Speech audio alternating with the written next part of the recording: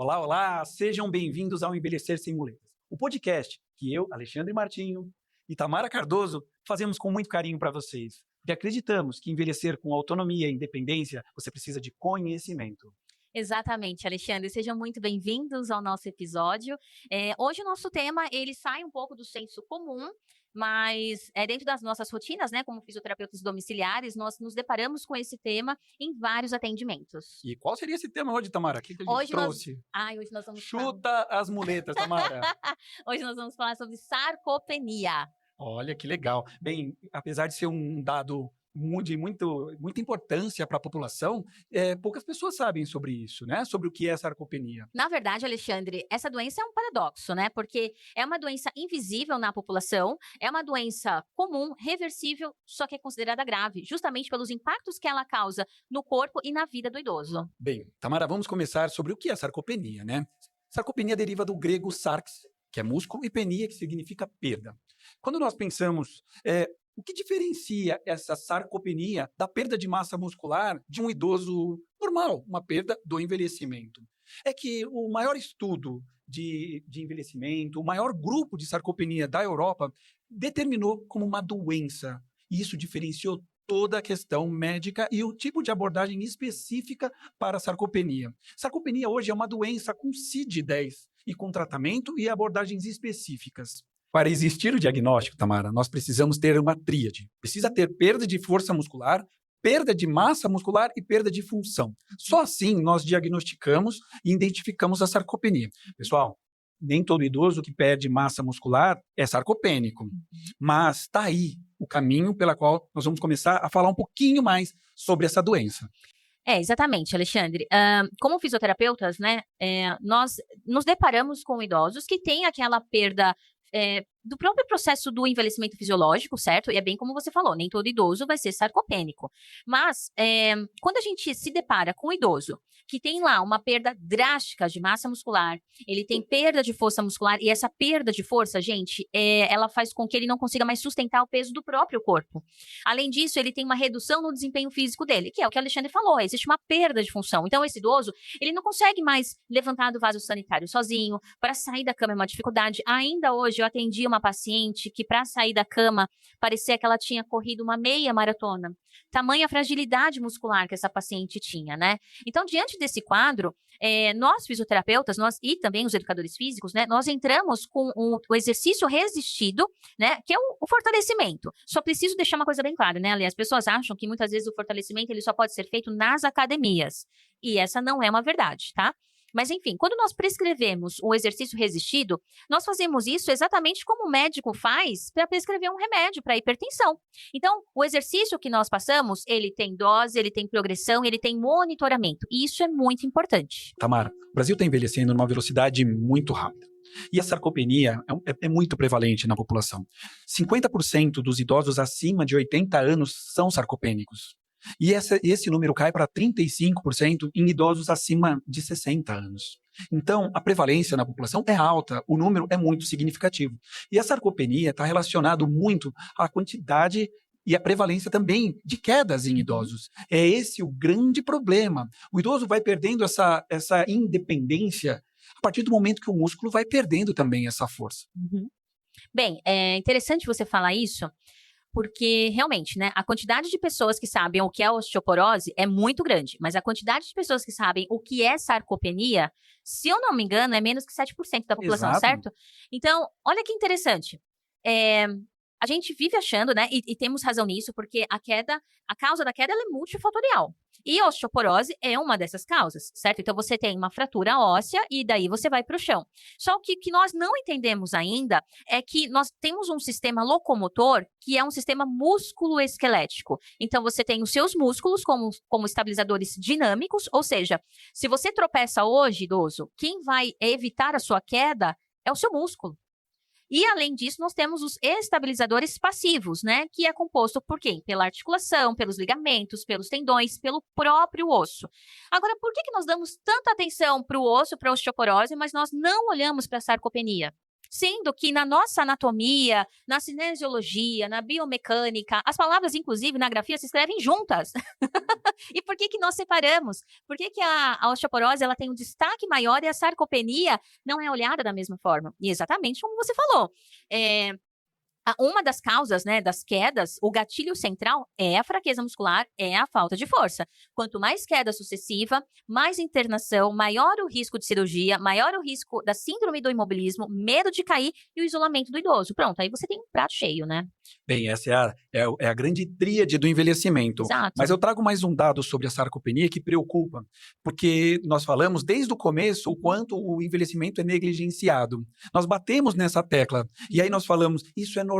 Uhum. E acontece a mesma coisa com a sarcopenia. Também pela falta de conhecimento, e está aqui o podcast para trazer conhecimento. Uhum. Mas acontece que é normal. É da idade, É da né? idade. Uhum. São estas muletas que a sociedade carrega por muito Uhum. tempo. Mas sim, pessoal, é para isso que o podcast existe e é para isso que a gente está com esse projeto aqui, Tamara. Exatamente. Nós consideramos muitas coisas da idade como normais, né? E a fragilidade muscular é considerada normal. A fragilidade óssea, então, nem se fala, né? Quando você conversa com um idoso, a primeira coisa que ele fala, você tem osteopenia, você tem osteoporose, eles adoram esses negócios, né? Então, assim, todo mundo tá preocupado com o bendito do cálcio. Impressionante. Quando eu pergunto, o que o senhor come, seu João, para melhorar essa força? Eu como um café com leite, umas bolachinhas e muita fruta. Não existe proteína na alimentação do seu João, né? Mas o cálcio tá lá. Porque quem recomendou o cálcio foi o doutor, né? Nós vamos avançar no podcast e vamos chegar neste ponto crucial de como reverter a sarcopenia. Mas seguimos em frente. Vamos falar, Tamara, das diferenças entre os homens e as mulheres. Existe uma diferença na sarcopenia para homem e para mulher? Essa questão genética ligada aos hormônios da mulher mostra diretamente que na menopausa essa queda acelera o processo do desgaste, da perda de força muscular e outras questões ligadas ao estrógeno. Mas também com o homem, isso não acontece de uma maneira tão acentuada como é na mulher na menopausa. Acontece um declínio gradual. E você considera isso, esses números confirmam esses dados que eu acabei de passar? O que a gente encontrou na literatura é o seguinte, realmente, né, na mulher, a degradação da massa muscular em função da questão hormonal, da menopausa, é uma realidade. Inclusive, é isso que vai levar a mulher a perder a mobilidade, né, de uma maneira um pouco mais acentuada. Mas olha que dado interessante, né, nos homens, apesar de ser uma perda gradual da massa muscular, quando a sarcopenia está instalada no homem, o impacto funcional é muito maior. Tá?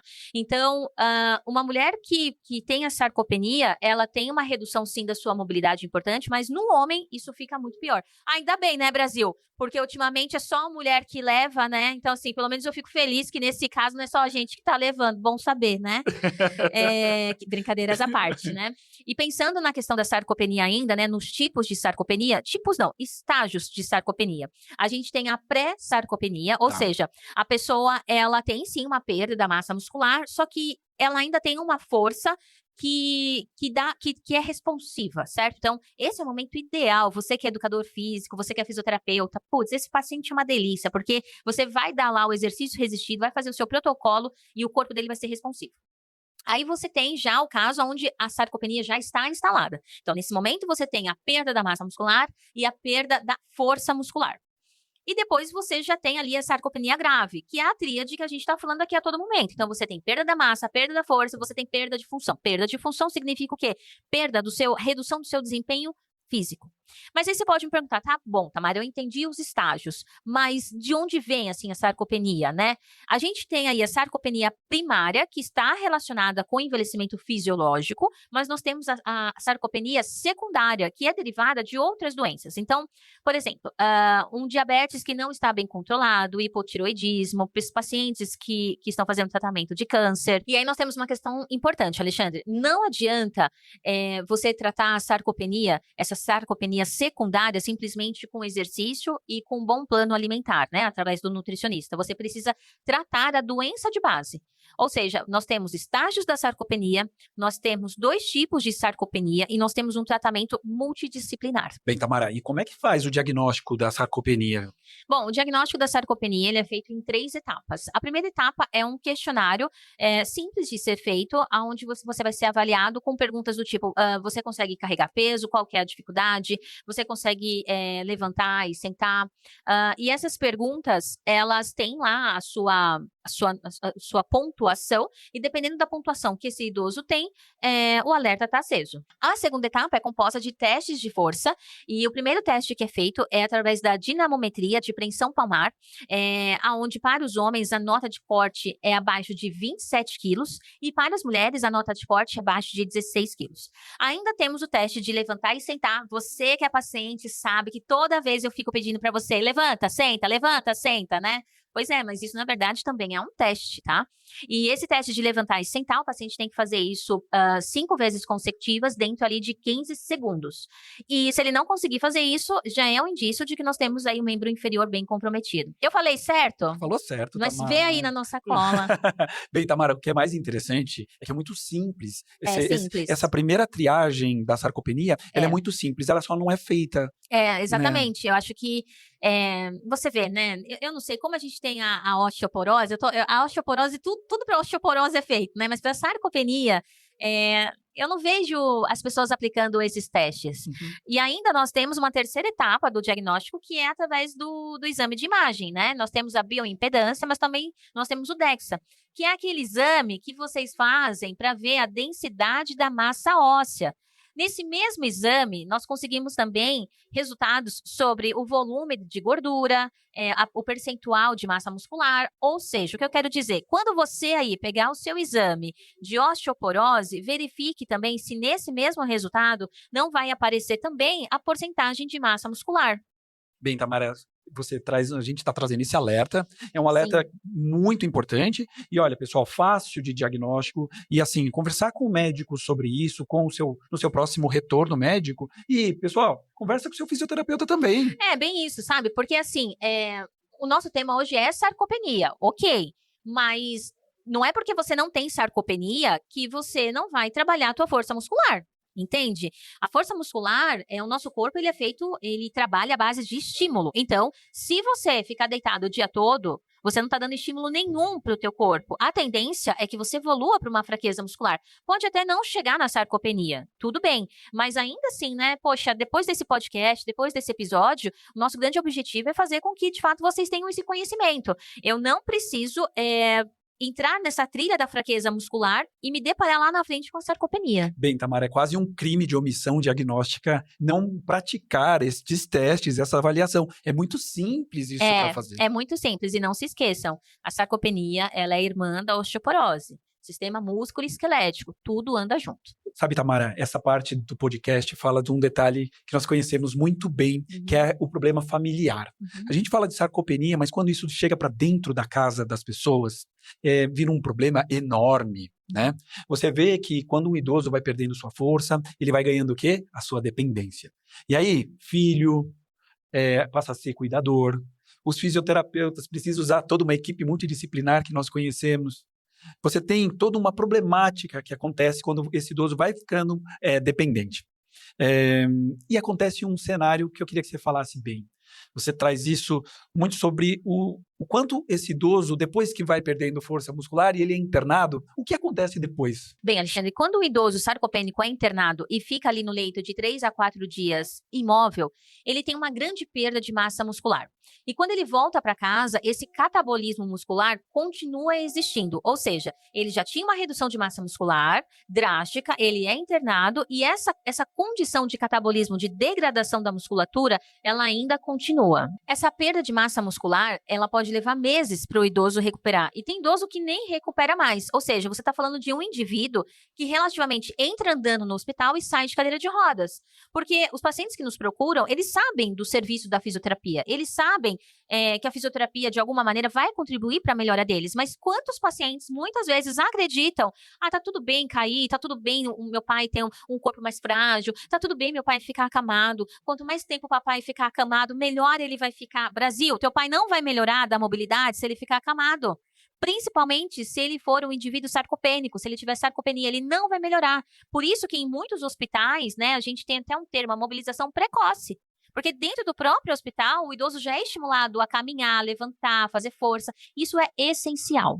Acontece, Tamara, que nos hospitais essa demanda pelo serviço de fisioterapia é tão alto e a sessão é tão curta que esse estímulo passa a ser quase nulo. Infelizmente, nós temos poucos serviços de fisioterapia hospitalares que conseguem dar a real necessidade. Acontece que muitos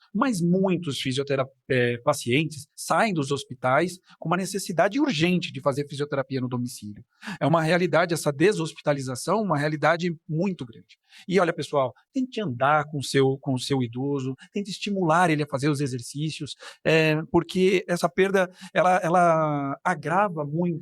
Você vai ficar ali dependente para ir ao toalete, para fazer suas necessidades, para tomar banho. E vou dizer, não é um assunto bem recorrente na nossa prática. A deshospitalização é um fator que, olha, traz grandes. A gente atua bastante nisso. Todos os dias as pessoas me ligam, né? Meu pai ficou 40 dias no hospital, ficou 15 dias no hospital. Esse idoso volta totalmente com dificuldade de fazer as mínimas coisas dentro da casa.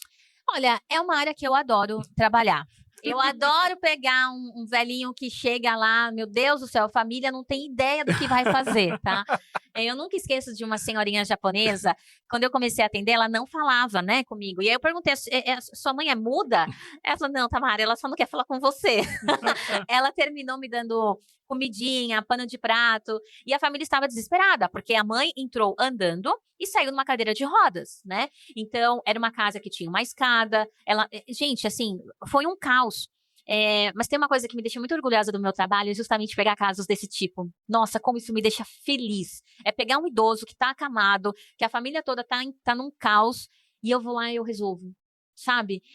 Vale muito a pena. Só que aí eles têm aí toda uma assistência de fisioterapia, né? Eu acho que isso que precisa ficar claro. Se você conhece algum idoso que voltou de uma internação e segue acamado em casa, opa, hora de colocar o pé no freio e procurar um profissional para dar assistência devida. Bem, agora nós vamos falar de um assunto que eu gosto muito, adoro falar sobre músculos, né?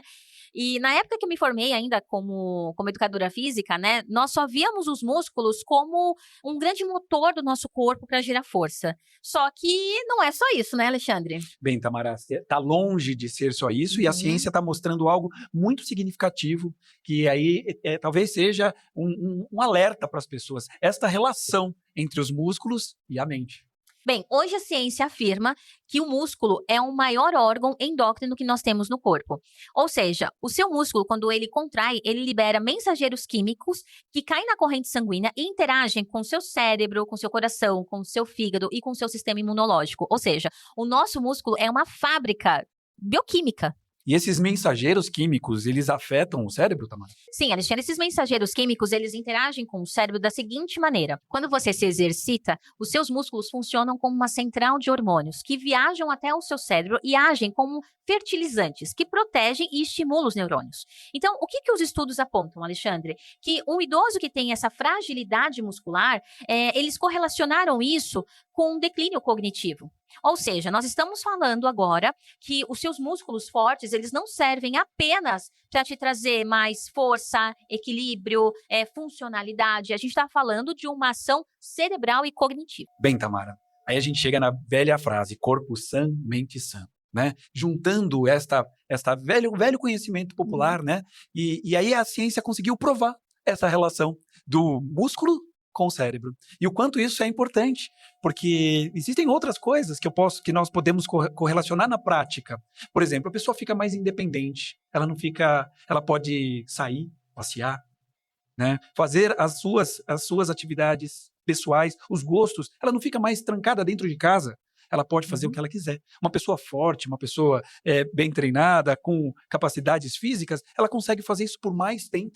E a gente se engana, né? Porque muitas vezes a gente acha que o fato dela ter independência, isso não é nada. Gente, nós já falamos sobre isso, né? Um idoso que tem independência e autonomia, isso afeta diretamente a psique dele. Então, não se trata só de ter força e de ter independência. A qualidade de vida, a autoestima desse idoso também melhoram, né? Bem, Tamara, e agora a gente precisa vir com alguma solução desse porque problema. a gente só fala dos problemas, né? Tá na hora, como é que resolve isso, Brasil? Bem, Olha, esse é o primeiro episódio que a reversão me parece mais simples, mas eu já ouvi aquela frase, o óbvio às vezes é o mais difícil. Bem, Tamara, quando a gente pensa em fortalecimento muscular, a gente pensa nas bases da nutrição, a gente pensa o quanto a fisioterapia pode participar nisso, né, nesse processo. E quanto depende também do idoso fazer a sua parte. Lições de casa simples que a gente passa, exercícios básicos. É assim, né? Quando a gente fala da reversão, nós temos de novo uma tríade, Brasil. Então, você tem o treino de exercício resistido, que é o fortalecimento. Você não precisa estar dentro de uma academia. Você que gosta de Pilates, você pode fazer o Pilates. Se você gosta de fazer o funcional na sua casa, você pode fazer. Mas qual é o segredo? Que muitas vezes eu ouço isso. Mas eu tô com uma redução de força, eu vou caminhar. Brasil, não é a caminhada que vai aumentar a tua força. Nós estamos falando de categorias de exercícios completamente diferentes. Treinamento de exercício resistido, você tem que ter uma resistência, você tem que vencer essa resistência. Por isso, muitas vezes, para muitos idosos que nós atendemos, eu nem uso carga. Porque tem idoso que está tão fragilizado que o próprio peso corporal dele já é uma sobrecarga. E usar inteligência, né? Porque você muda o decúbito do paciente e isso faz com que aquela sobrecarga possa ser maior ou menor. E uma outra questão, além de ser também a fisioterapia, o treinamento resistido, com o seu educador físico, com o seu personal, ainda temos o papel da nutrição. Você tem que ter ali um valor biológico alto de proteína para poder levar força para esse músculo. Claro. Porque as pessoas não entendem. O músculo, ele é feito de proteína e essa proteína é como se fosse o tijolo da casa. Sim. O que vai adiantar eu chegar para fazer fisioterapia se aquele idoso não tem uma alta ingestão de proteína ou tá inadequado? Então, a primeira coisa que eu falo, quando eu encontro um caso desse, já passou com o nutricionista? Porque às vezes o nutricionista, ele não vai passar só alimentação, às vezes ele vai ter que passar um suplemento. Claro. E por último, que é muito importante, lembra da sarcopenia secundária? Se tiver alguma doença de base, essa doença é prioridade. Você não sai tratando o paciente sabendo que ele tem uma doença de base que está causando sarcopenia e não vai resolver isso, né? O médico tem que entrar em ação. Por isso é multidisciplinar, né? E chegamos, Tamara, no bloco final. Contextualizamos o que é a sarcopenia, a importância do diagnóstico precoce, o quanto isso está relacionado com outras atividades do dia a dia e olha, o quanto é possível reverter, o quanto é possível fazer, quanto é possível agir. As muletas, acho que da sarcopenia a gente conseguiu chutar, né? Exatamente. Esse episódio é exatamente para isso, para que a gente entenda o que é sarcopenia, dê a ela o destaque que ela merece. Olha eu, daqui a pouco eu vou lá na Paulista fazer uma passeata a favor dos sarcopênicos, viu? Me aguardem, para que ela tenha a atenção necessária. E, por favor, né, gente, assunto nota 10, comenta, encaminha, compartilha, curte. Se você conhece o idoso, se você é um idoso, ele tem que saber esse conteúdo. Bem, pessoal, queria agradecer o Gustavo e toda a equipe de SampaCast. Toda vez que nós viemos aqui, somos muito bem tratados. Esse é um assunto que as muletas estão bem longe. Eu acho que a gente já conseguiu esclarecer as dúvidas e acho que por hoje... É só. É só, né? Chega. Tchau, gente. Tchau, hein?